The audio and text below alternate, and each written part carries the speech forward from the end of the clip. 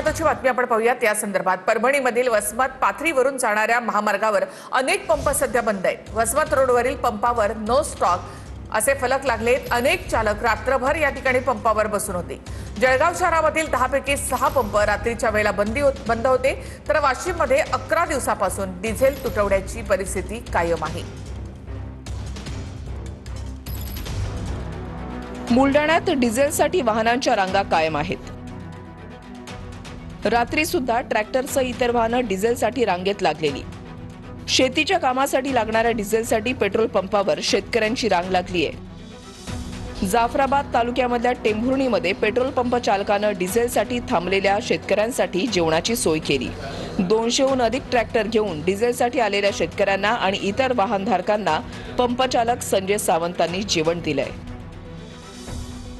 धुळे जिल्ह्यातील 182 petrol पंपांपैकी 9 petrol पंपांवरील diesel साठा संपलाय। लडिंग गावाजवळील पेट्रोल पंपावर परप्रांतातील ट्रक चालकांची डिझेल भरण्यासाठी मोठी गर्दी। 400 लिटरच्या टाकीमध्ये फक्त 100 लिटर डिझेल दिलं जात असल्यानं ट्रक चालकांनी नाराजी व्यक्त केली आहे। गडचिरोली जिल्ह्यात 62 पैकी 12 ते 13 पंपांवर नो स्टॉकचे बोर्ड लागलेत। या पंपांवर 2 ते 3 दिवसांपासून पेट्रोल आणि डिझेल पूर्णपणे संपलेलं आहे। 1 आठवड्यानंतर शेतीची कामं सुरू होणार असून डिझेल मिळत नसल्यानं शेतकरी चिंतेत आहेत।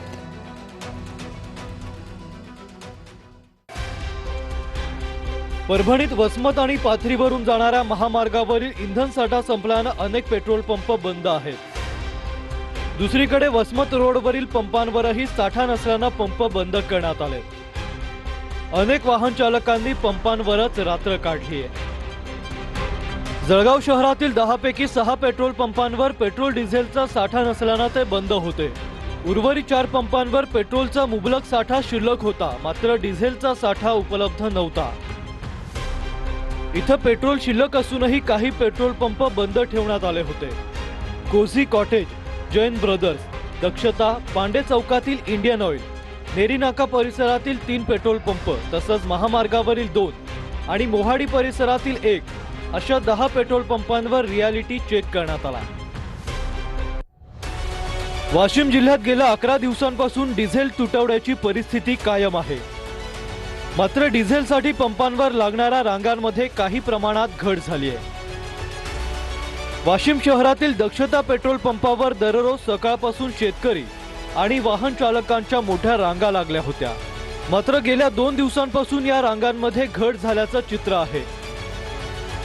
जिल्हा प्रशासनानं वाहनांची आरसी आणि इतर कागदपत्रांची पडताळणी करूनच डिझेल विक्री करण्याचे नियम लागू केल्यानं साठेबाजी आणि अनावश्यक खरेदीवर काही प्रमाणात नियंत्रण आल्याचं बोललं जात आहे।